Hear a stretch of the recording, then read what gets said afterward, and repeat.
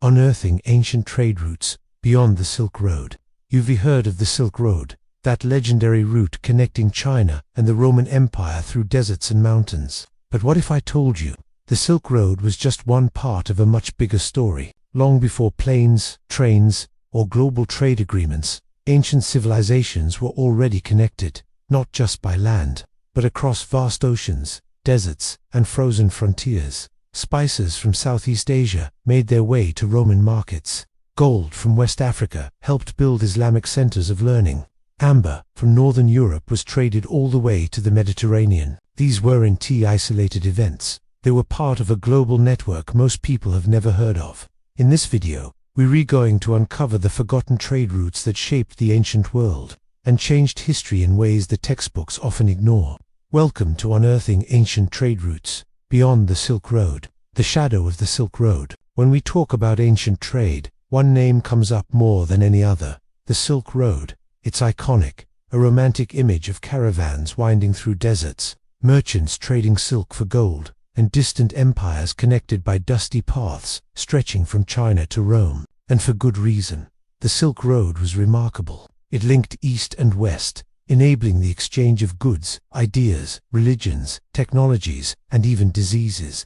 It shaped the course of human history. But here's the truth. The Silk Road was just one piece of a much bigger puzzle. It wasn't the only route, not even the first, and definitely not the most far-reaching. It's easy to forget that while camels trekked through Central Asia, ships were crossing the Indian Ocean, and caravans were hauling gold across the Sahara. Entire civilizations were trading, growing, and evolving, without ever setting foot on the Silk Road. So why does the Silk Road get all the attention? Part of the answer lies in its name. Silk Road is a catchy phrase, easy to remember, simple to teach, but it's also misleading. The term itself was only coined in the 19th century by a German geographer, long after the route had fallen into decline. In truth, there was never a single Silk Road. There were many paths, branching, shifting, overlapping, not a road, but a web. Still, over time, it became the headline, the face of ancient trade. But what about everything else? What about the Maritime Superhighways of the Indian Ocean, where sailors caught the monsoon winds and linked Africa, Arabia, India, and Southeast Asia? What about the Trans-Saharan trade routes that moved salt, gold, and culture between the Mediterranean and the heart of West Africa? Or the Amber Road, snaking through the cold forests of Northern Europe, carrying fossilized resin from the Baltic Sea all the way to Roman temples? These were not side stories. They were global arteries, vibrant and vital. And yet, many of them are barely mentioned in mainstream history. The Silk Road casts a long shadow. It's so familiar, so often repeated, that it tends to obscure everything else around it. But beyond that shadow lies a world of forgotten connections. Empires rose and fell because of trade routes you've probably never heard of. Religions spread, not just by sword or scripture, but by ship and saddlebag. Ideas about medicine, astronomy, mathematics, and architecture traveled with merchants just as easily as spices and textiles. And perhaps most interesting of all, the deeper you look into these lesser-known routes, the more global the ancient world becomes. We start to see how connected people were, not just regionally, but across continents. Imagine a Roman dining on pepper from India, a West African king reading Arabic texts in a city funded by gold traded for salt, a Viking wearing silk that may have come all the way from Central Asia. None of these are guesses. They're backed by archaeology, coins, DNA evidence, and historical texts. So why does it matter? Because history isn't just about what happened. It's about what we remember. And if we only remember the Silk Road, we miss the full picture of our shared human story. We miss the ingenuity of African traders who mapped the stars and navigated the Sahara. We overlook the brilliance of Arab and Indian sailors, who mastered ocean winds centuries before European explorers. We forget about the Baltic tribes who helped shape early European trade networks long before the rise of powerful kingdoms. These were not isolated pockets.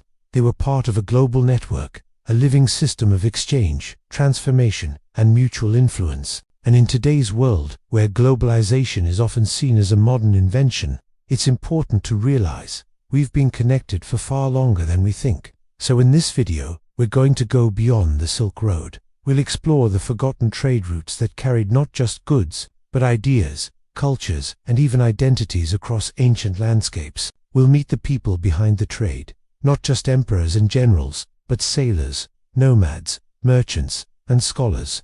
We'll uncover the surprising ways these ancient roots still influence the world today. From the languages we speak to the food we eat, this is about more than history. It's about rediscovering the deep, often hidden ties that bind humanity together. Across time and across geography, the Silk Road was iconic, but it was never alone. And once we pull back the curtain and look beyond its shadow, we'll find a world far more complex, more connected, and more fascinating than we ever imagined. The Maritime Superhighways. When we think of ancient trade, we often picture caravans crossing dusty deserts, slow-moving processions under the heat of the sun. But far from the sands of the Silk Road, another network was thriving, one that moved faster, stretched farther, and connected even more diverse cultures. These were the Maritime Superhighways, ancient sea routes that crisscrossed the Indian Ocean, Red Sea, and Arabian Sea, linking continents long before the age of modern navigation. Here, the ocean wasn't a barrier, it was a bridge, and at the heart of this network was something small, powerful, and highly valuable: spice. The ancient world was obsessed with spices, not just for flavor, but for preservation, ritual, and medicine. Cinnamon, cloves, pepper, nutmeg. These were luxury items worth their weight in gold. People didn't just want spices, they were willing to risk everything to get them. This is how the spice routes were born. Long before European explorers set sail for the Spice Islands, mariners from Arabia, India, and Southeast Asia were already mastering the waves.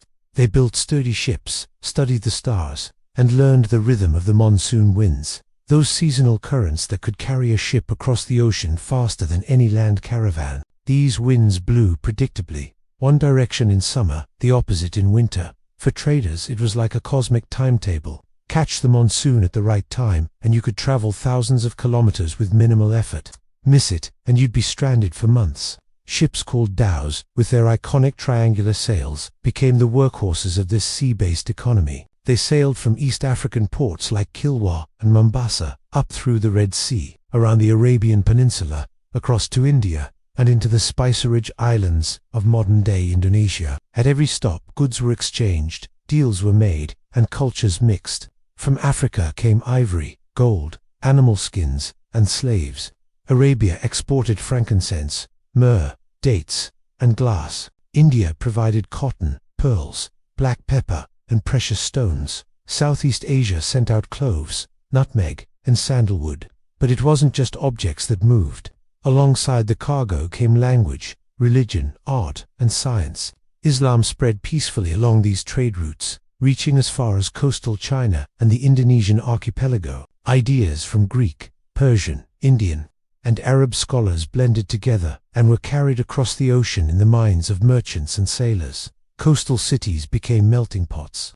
In places like Zanzibar, Calicut, and Malacca, you could find African, Arab, Persian, Indian, Malay, and Chinese traders, all living and working side by side. They formed multi-ethnic communities where mosques stood next to Hindu temples, and where languages mixed into new dialects like Swahili, a blend of Bantu and Arabic, born from centuries of maritime exchange. But perhaps one of the most surprising connections in this story is between two great powers, Rome and India. Yes, Roman coins have been found in astonishing quantities along the southwestern coast of India, especially in ancient ports like Muziris and Arikamitdu. In fact, so much Roman gold was flowing into India for spices and luxury goods, that the Roman historian Pliny the Elder complained about the empire's trade deficit with the East. Indian merchants traded pepper, silk, gemstones, and fine textiles, all highly desired in the Roman world. In return, they received Roman wine, glassware, and currency.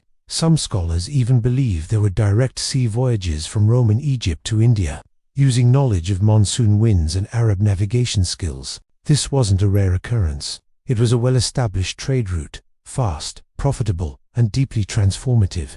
And unlike the overland routes of Central Asia, these maritime channels could carry heavier cargo more efficiently. That made them the true powerhouses of ancient commerce. But beyond the economics, these sea routes fostered relationships. They weren't just one-time exchanges. They created lasting bonds between civilizations.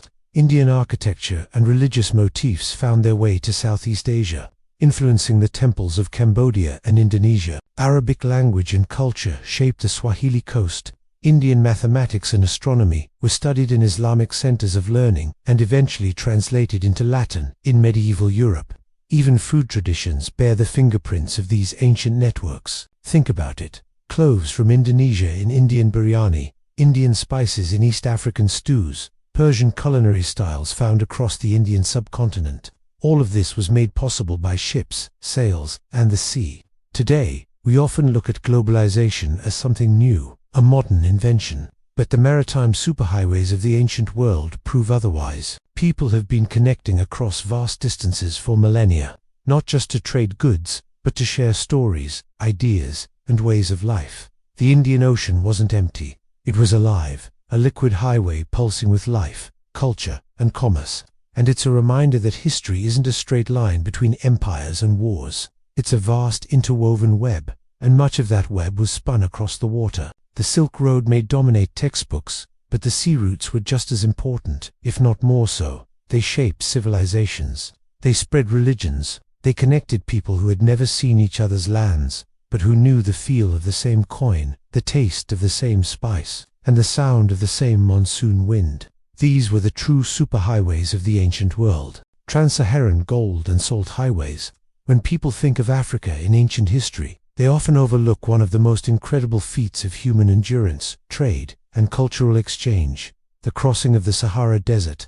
This wasn't just a land of isolation and sand. It was home to one of the world's most vital and enduring trade systems, the Trans-Saharan trade routes. Stretching thousands of kilometers across the world's largest desert, these routes connected North Africa with the powerful sub-Saharan kingdoms of the Sahel, and at the heart of this network were the Berber caravans. Berber and Tuareg traders knew the desert like no one else. For centuries, they guided camel caravans, sometimes thousands of animals strong, across the shifting sands, moving goods between regions that seemed, at first glance, worlds apart. These were not short trips. A single journey could take weeks or even months, battling extreme heat, scarce water, sandstorms, and the ever-present risk of getting lost in a sea of dunes. But the rewards made it worthwhile. Why? Because they were trading two of the most valuable resources of the ancient world: gold and salt. To us today, salt might seem ordinary, something on every table. But in a time before refrigeration, salt was essential for preserving food, maintaining health, and even conducting religious rituals. In fact, in many parts of West Africa, salt was so precious that it was traded ounce for ounce with gold. North Africa had access to rich salt mines, especially in places like Tagaza, in present-day Mali. Massive blocks of salt were cut from the earth, loaded onto camels, and sent south across the desert. In return, the traders received gold, mined in the forests and rivers of West Africa. This gold would then make its way north, eventually reaching Mediterranean ports and flowing into Europe and the Islamic world. These exchanges fueled the rise of powerful empires in West Africa, most notably Ghana, Mali, and later Songhai. These weren't small kingdoms. They were major players on the global stage, with wealthy cities, standing armies, and rich cultural traditions. The Empire of Ghana, for example, was already thriving by the 8th century. It controlled key trade routes and taxed goods coming through its territory, becoming immensely wealthy. Later, the Mali Empire rose to even greater heights. Its most famous ruler, Mansa Musa, is often considered the wealthiest individual in recorded history. When Mansa Musa made his famous pilgrimage to Mecca in 1324, he brought with him a caravan so large and so lavish that it reportedly disrupted the economy of every region he passed through, simply by giving away too much gold. But this wealth wasn't just used for luxury. It was used to build cities, universities, and libraries. Cities like Timbuktu, Jen, and Gao became major centers of learning, where scholars from across Africa and the Islamic world came to study and teach. Islam spread, along with the trade, not by force, but through contact, through relationships built in the marketplaces, along the caravan routes, and in the royal courts of African kings. And as Islam moved south, it blended with local traditions.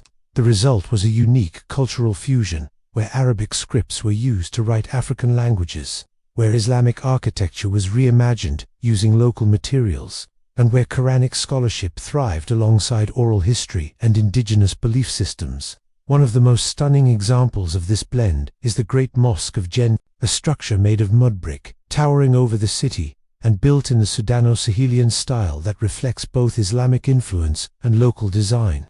The Trans-Saharan trade routes weren't just economic, they were cultural highways, spreading not only goods, but ideas, technology, language, art, and belief systems. The camels carried more than salt and gold.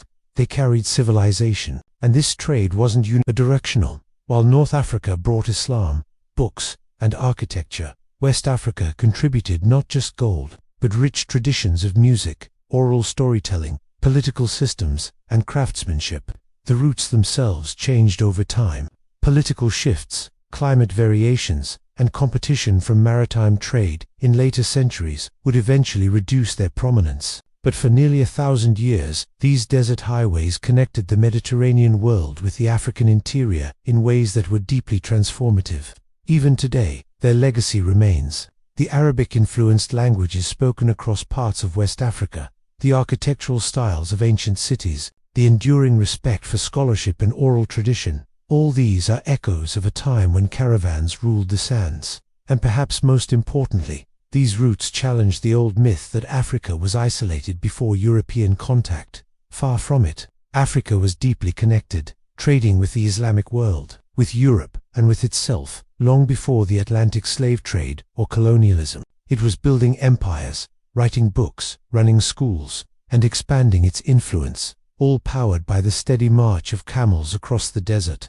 The Trans-Saharan gold and salt highways remind us that trade is never just about goods. It's about relationships, it's about movement, it's about how ideas flow, how cultures evolve, and how distant people come to shape one another's lives. In the silence of the Sahara, the past still whispers of gold, of salt, of kings and scholars, and of a vast golden age that deserves to be remembered. The Amber Road and northern networks. When we talk about ancient trade, the spotlight often falls on the east, on the Silk Road, the Indian Ocean, or the great desert caravans of Africa. But to the north, far from the warm deserts and tropical seas, another network of trade was quietly shaping the ancient world. This was the Amber Road, a series of overland routes that carried amber, the fossilized resin of prehistoric trees. From the cold shores of the Baltic Sea all the way to the Mediterranean, to the people of the ancient world, amber was more than a decorative stone. It was magical.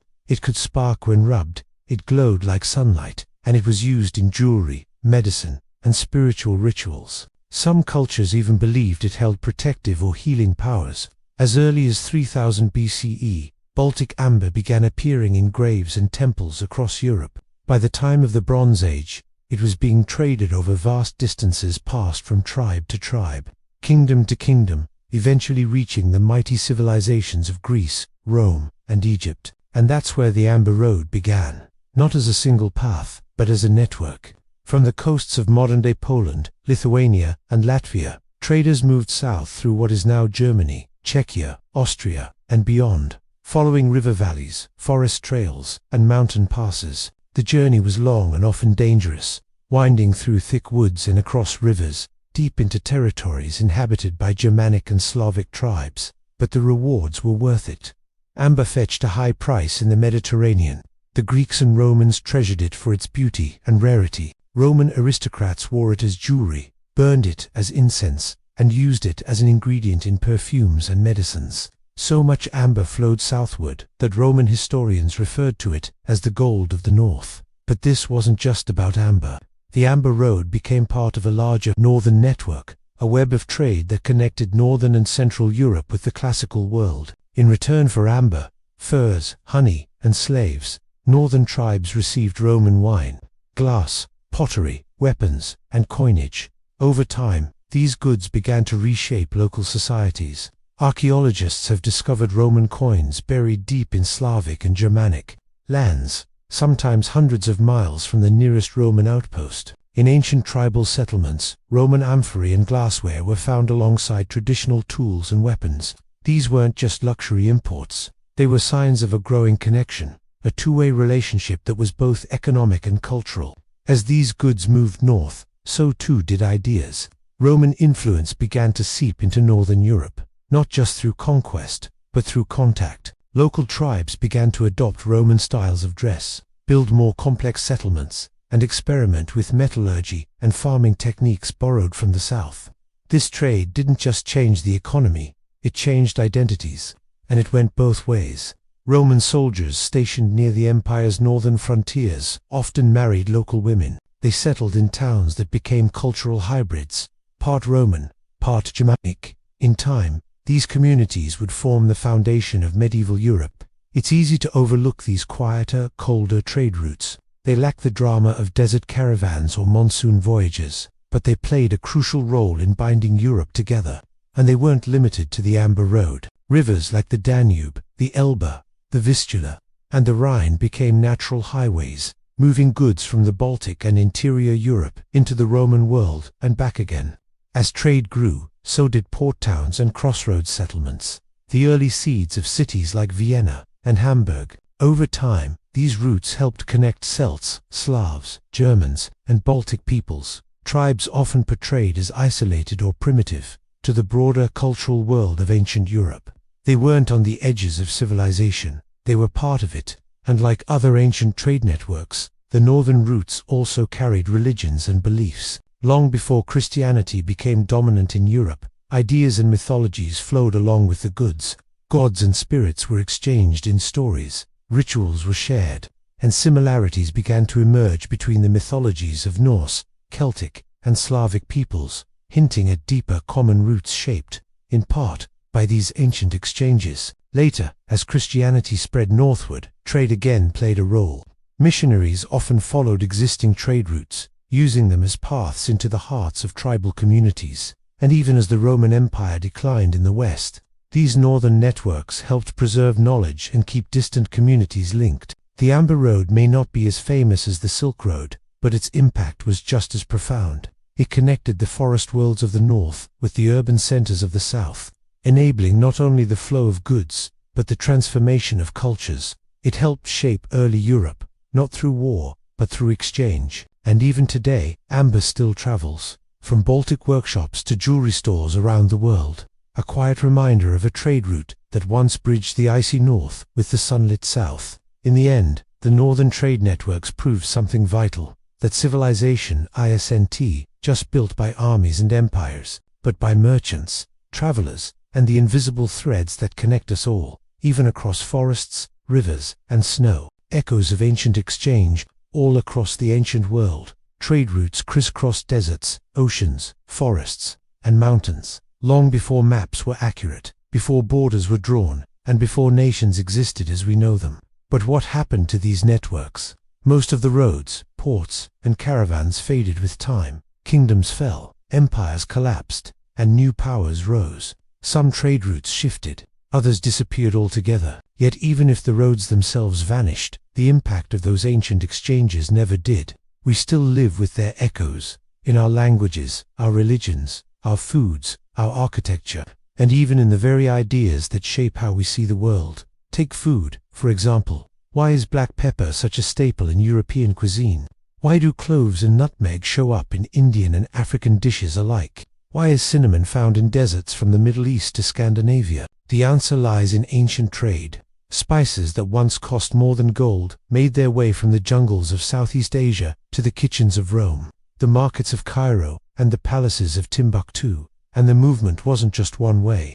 Bananas, native to Southeast Asia, traveled west to Africa through Indian Ocean trade. African yams and grains spread across continents. Indian recipes and cooking styles shaped cuisine far beyond the subcontinent. What about language? Along the Swahili coast, you'll hear a melodic blend of Bantu languages with Arabic, Persian, and even Portuguese influences, a living reminder of centuries of seaborne trade. Words from Arabic, Persian, Sanskrit, and Latin still exist in languages spoken today, passed down not just by conquerors, but by merchants. The English word sugar comes from Arabic sukar, which came from Persian shakar, which originally came from Sanskrit warkab, proof that even something as simple as sweetener carries a long, cross-cultural history. Architecture, too, bears these echoes. Mosques in Mali, temples in Southeast Asia, churches in Eastern Europe, All show designs influenced by traders who brought ideas with them, alongside silks and spices. In Timbuktu, the libraries built with gold gained through trans-Saharan trade preserved ancient texts from Greece, Arabia, and Africa. Some of the world's oldest universities existed there, not in isolation, but because of connection. Even belief systems traveled these ancient highways. Buddhism spread from India across Central Asia to China and Japan. Islam followed trade routes from Arabia to West Africa, Indonesia, and beyond. Christianity traveled north from the Roman Empire into Europe, along the same rivers that once carried amber and fur. Merchants and pilgrims were just as important as missionaries. Trade wasn't only economic, it was cultural diplomacy. These exchanges didn't just bring new ideas, they sparked hybrids, blended cultures that were neither one thing nor the other, but something entirely new. In Southeast Asia, for example, Indian, Chinese, and local traditions blended into unique kingdoms like Srivijaya and Majapahit, empires that thrived on trade and cultural fusion. In East Africa, Arab traders intermarried with local communities, creating the Swahili culture, an identity born entirely out of maritime exchange. In Northern Europe, tribal societies once dismissed as barbarian were quietly transformed by their contact with the Roman world through trade. By the time the Roman Empire fell, these so-called outsiders were already shaping the future of Europe. In West Africa, Islamic teachings merged with local oral traditions and governance structures, giving rise to uniquely African forms of education, law, and religious practice. These are the echoes of ancient exchange. They remind us that no culture has ever developed in isolation. Every society has been influenced, inspired, or transformed by its contact with others, even if that contact was indirect, spread over generations and thousands of miles. And perhaps the most important legacy of these ancient trade routes is the lesson they offer today. In an age where division and disconnection are so often in the spotlight, history reminds us that connection is not new. It's old, it's deep, and it's essential. Humans have always sought to reach beyond the horizon, not just for wealth, but for knowledge, for understanding, for curiosity. We've always been travelers, traders, storytellers, and students. So, what do we take away from these forgotten roads and hidden connections? Maybe it's the realization that our modern world, with all its complexity and diversity, is the result of thousands of years of interaction, not just competition. That what we eat, what we wear, what we believe, and even how we speak can be traced back to long journeys across oceans, deserts, and forests. And maybe it's the understanding that history is not just in textbooks or museums. It's in us, in our homes, our traditions, and our communities. Every town, every region, no matter how small or far from the ancient centers of power, has been touched in some way by the ripple effects of these long-forgotten roots. So here's a challenge. Look closer at your own history. Ask questions. Why does your town have a certain name? Why is that spice in your grandmother's recipe? Where did that architectural style come from? Why does your language include words from far-off places? You might be surprised by what you find, because the story of ancient trade isn't just about gold, salt, or silk. It's about people, about movement, about how the world, even when it seemed impossibly vast, was always more connected than we realized. These are the echoes of ancient exchange. They're not gone. They're all around us. So now, we've traced forgotten footsteps across oceans, deserts, and forests. We've followed the winds of the Indian Ocean, the camels through the Sahara, and the caravans along icy river trails of the north. What we've uncovered is a truth that history sometimes forgets, that the world has always been more connected than we think. Long before planes, passports, or globalized economies, people were moving, trading, learning, sharing. From the Baltic to Baghdad, from Zanzibar to Rome, distant cultures were tied together not just by goods, but by curiosity, trust, and the timeless desire to connect. These ancient roots weren't just about wealth. They were about exchange in the deepest sense. Language, art, science, faith, food, and culture. And their legacies are still with us. Sometimes obvious, often hidden, but always there. So the next time you bite into something spiced, speak a borrowed word, or walk a street named for something foreign, remember, you're not just living in the modern world, you're walking through the aftershocks of ancient exchange. If you found this journey fascinating, don't forget to like, subscribe, and share. because history this rich deserves to be remembered, and stories this big were never meant to be buried. And before you go, ask yourself one question: what forgotten trade route might be hidden in your own local history? Thanks for watching, and keep exploring.